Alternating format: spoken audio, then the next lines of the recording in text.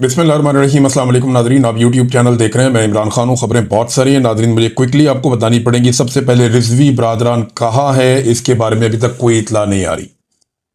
Security forces ने या हुकूमती ज़राए ने अपने तौर पे कुछ खबरें बाहर निकाली सहाफ़ियों को कहकर, और उन्होंने दावा किया कि जो छोटा भाई है अनस रिजवी, वो सिक्योरिटी इदारों के कंट्रोल में और बड़े भाई का कुछ पता नहीं है। जबकि तहरीक लब्बैक के जो लोग हैं वो ये कह रहे हैं कि दोनों भाइयों के बारे में अब तक हमारे पास कोई इतला नहीं आई। सिक्योरिटी फोर्सेज ये दावा कर रही हैं कि साद रिजवी वहां से निकल गए थे जबकि अनस को गिरफ्तार कर लिया गया था। दूसरी जानिब जो तहरीक लब्बैक है वो कह रहे हैं जी, जब सिक्योरिटी फोर्सेज ने एक भरपूर हमला किया तो उसके बाद से दोनों भाइयों को और दीगर कुछ और लोगों का पता नहीं चल रहा।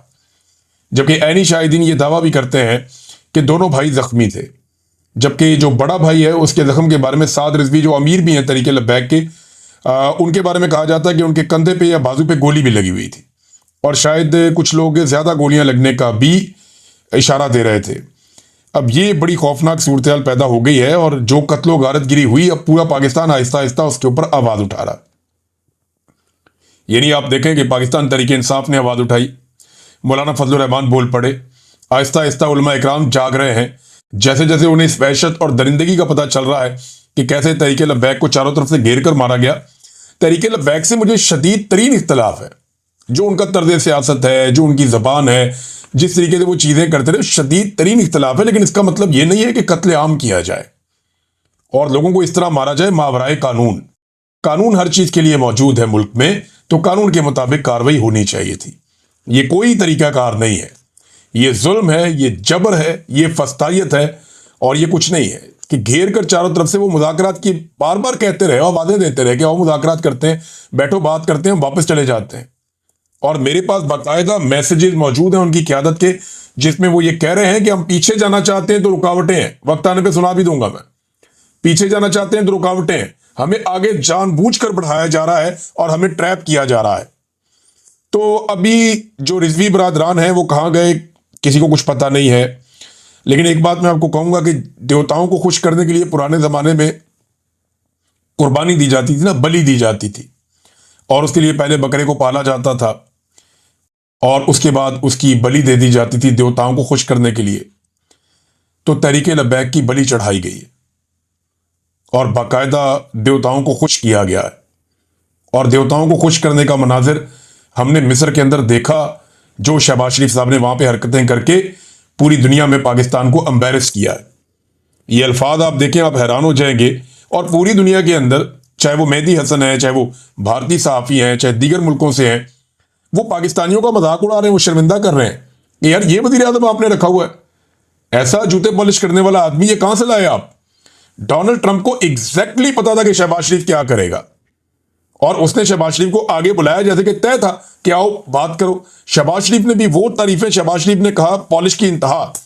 मैं इस अजीम सदर को नोबेल अमन इनाम के लिए नामजद करना चाहूंगा, क्योंकि मैं दिल से यकीन रखता हूं कि वो सबसे मुखलिस और शानदार उम्मीदवार हैं। मेरा मानना है कि आप वो शख्सियत हैं जिसकी इस वक्त दुनिया को सबसे ज्यादा जरूरत थी। दुनिया आपको हमेशा एक ऐसे शख्स के तौर पर याद रखेगी जिसने 7 और 8 जंगों को रोकने के लिए अपनी पूरी कोशिश की, और पता नहीं क्या कुछ शहबाज शरीफ जज्बात के अंदर कह गए, जमीन आसमान के कलाबे में ला दिए। अब दुनिया पाकिस्तान की बेइज्जत कर रही है कि जनाब ये आपका वज़ीर आज़म है, आप एक एटमी मुल्क हैं और एक चंपू के तौर पे आप काम कर रहे हैं, पाग लगे रहन। यानी ये तो ऐसे दिखाई दे रहा है ना, यानी तारीफ ठीक है यार, बंदा कर देता है तारीफ। डोनाल्ड ट्रंप भी कुछ लोगों की तारीफ करता है, लेकिन वो एक डेकोरम के अंदर रहकर करता है। आप करना चाहते हैं तो आप सेल्फ रिस्पेक्ट के साथ ये काम कर सकते थे, लेकिन जैसे आपने किया, वो तो ऐसा लगता है कि कोई बहुत ही फकीर और गरीब आदमी जो है, वो किसी शादी के अंदर जो लोग जाते हैं, वो जो आवाजें लगाते हैं और उसके साथ वो नारे लगाते हैं, भाग लगे रहे और पता नहीं क्या कुछ। ये तो मुझे उस तरह का काम लगा जो शहबाज शरीफ साहब ने किया। सोशल मीडिया पे पूरी दुनिया में पाकिस्तान का इन्होंने मजाक बना दिया। अब ये देवता हैं जिनको खुश किया जाता है और बार बार खुश किया जाता है। डोनाल्ड ट्रंप को ना एग्जैक्टली पता था शहबाज शरीफ क्या कहेगा, क्योंकि शहबाज शरीफ ने बार बार ये बात की थी। आप ये जरा 2 वीडियो देखें। एक वीडियो में देखें डोनाल्ड ट्रंप ने शहबाज शरीफ को बुलाया, ये देखें, ये शहबाज शरीफ आया और उसको बात करने का मौका दिया। अब ये दूसरी वीडियो आप देखें कि बरतानवी वज़ीर आज़म को डोनाल्ड ट्रंप ने बुलाया, और ये डोनाल्ड ट्रंप ने जब बरतानवी वज़ीर आज़म को बुलाया और वो आगे आया, लेकिन उसके बाद उसको बात करने का मौका नहीं दिया। बस उसको ये कहा कि, हंसते हुए कहा कि अच्छा लगा कि तुम यहां पर हो, और फिर उसे वापस भेज दिया। तो बरतानिया के साथ तो अमेरिका के बड़े जबरदस्त ताल्लुकात हैं, और बरतानवी वज़ीर आज़म को लगा कि शायद उसको बात करने देगा डोनाल्ड ट्रंप, लेकिन नहीं करने दी। शहबाज शरीफ को बात करवाई, क्योंकि उनको पता था कि ये तारीफें ही करनी है शहबाज शरीफ ने, और कुछ नहीं करना। शहबाज शरीफ साहब ने भी गेम चुप के रखी, और डोनाल्ड ट्रंप ने कहा इससे ज्यादा तो मैं नहीं कर सकता, बल्कि वो ऐसा लगता था शर्मिंदा हो रहा है। उन्होंने जबरदस्त आपने किया, कमाल किया, इसके बाद मैं क्या बोलूं, यानी इससे ज्यादा तो हो नहीं सकता। और शहबाज शरीफ के चेहरे की रौनक देखें कि कामयाब किस्म की जो खुशामद वो करने के बाद शहबाज शरीफ साहब के चेहरे की रौनक ही बदल गई थी, रंग ही बदल गया था। ये पाकिस्तान के हुक्मरान पाकिस्तान को पाकिस्तान की एस्टेब्लिशमेंट ने तोहफे के तौर पर अता किए हैं। वीडियोज में देख रहा था, एक बड़ी तबाही फैल गई है, तहरीके लब्बैक के लोगों को मुरीदके में कत्ल किया गया।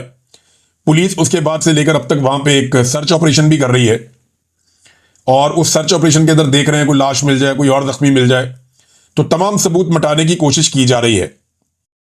जबकि एक और बड़ी खबर आई है हमारे पास, और ये खबर बड़ी खौफनाक है कि पाकिस्तान में इंटरनेट बंद किया जा रहा है। अब ये क्यों बंद किया जा रहा है, इसके बारे में बहुत सारी अफवाहें चल रही हैं।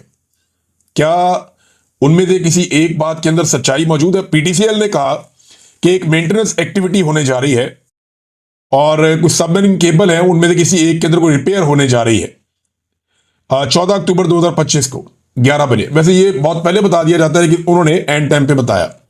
उन्होंने 18 घंटों तक के लिए आपका इंटरनेट बंद हो सकता है, और यह भी बताया गया कि पीटीसीएल का इंटरनेट भी बंद हो सकता है। अब अगर इंटरनेट बंद हो जाता है तो इस पे कुछ लोग इस शुबे का इजहार कर रहे हैं कि पाकिस्तान में कोई बड़ी कार्रवाई होगी इस बीच में। कुछ लोग कह रहे हैं कि शायद तहरीके लब्बैक की क़यादत के अंदर किसी के साथ कुछ ऐसा हो गया है कि जो मंजरेआम पे बात आएगी तो पाकिस्तान के अंदर हालात खराब हो सकते हैं, लिहाजा इंटरनेट को पूरी तरीके से पाकिस्तान में कंट्रोल करके बंद करने का फैसला किया गया है। अब होता क्या है, क्या खैबर पख्तूनख्वा में कोई एडवेंचर कर दिया जाएगा? मुझे नहीं लगता वहां पे एडवेंचर इस तरह से किया जाएगा। अगर किया गया तो उसके नताइज बड़े खौफनाक होंगे, और वो पूरी दुनिया देखेगी कि वहां पे क्या होता है। मुइन कुरैशी साहब अपोजिशन लीडर पंजाब असेंबली में, उन्होंने दावा किया कि 282 अफराद शहीद हुए हैं साना मुरीदके में, और 1600 जख्मी हुए हैं, ये उनका दावा है। तहरीके लब्बैक भी ऐसे ही दावे कर रही है, लेकिन अभी तक कोई ऐसी लिस्ट सामने नहीं आई, ना तहरीके लब्बैक की जानिब से और ना ही हुकूमत की जानिब से। पुलिस और रेंजर्स के विजुअल वायरल हो रहे हैं जिनमें वो तोड़फोड़ कर रहे हैं, और बड़ी जबरदस्त तोड़फोड़ उन्होंने की है। मैं हैरान होता हूं कि पुलिस वाले, रेंजर्स वाले, जब ऑपरेशन खत्म हो जाता है उसके बाद वहां मौजूद गाड़ियों को, मोटरसाइकिलों को, इनको तोड़ने की क्या तुक है? ये एक नफरत है, और ये नफरत बढ़ती चली जाएगी। ये सिक्योरिटी फोर्सेस और अवाम, इनके बीच में फासला बढ़ता जा रहा है, बढ़ता जा रहा है, और ये कंट्रोल नहीं की जा रही चीज, बल्कि मजीद खतरनाक बनती जा रही है। राणा सनाउल्लाह साहब ने खुद एतराफ किया कि ये लोग अमेरिकी एम्बेसी को एक याददाश्त पेश करना चाहते थे, जो हम नहीं चाहते थे कि ये याददाश्त पेश करें, और फिर बलि चढ़ाई गई अपने देवताओं को खुश करने के लिए, और देवता इनसे खुश रहे तो इन्हें लगता है कि ये जेल में बैठे हुए कैदी नंबर 804 से बच जाएंगे। लेकिन देखते हैं कब तक बचेंगे। खैबर पख्तूनख्वा में हुकूमत की तश्कील का मसला जो है वो भी लटका हुआ है। वहां पे गवर्नर खैबर पख्तूनख्वा ने 15 अक्टूबर को अली अमीन गंडापुर को बुलाया हुआ है। 14 अक्टूबर को दिन 1 बजे तक पेशावर हाई कोर्ट ने जवाब मांग लिया है, यानी आज के दिन 1 बजे तक, के हलफ लेने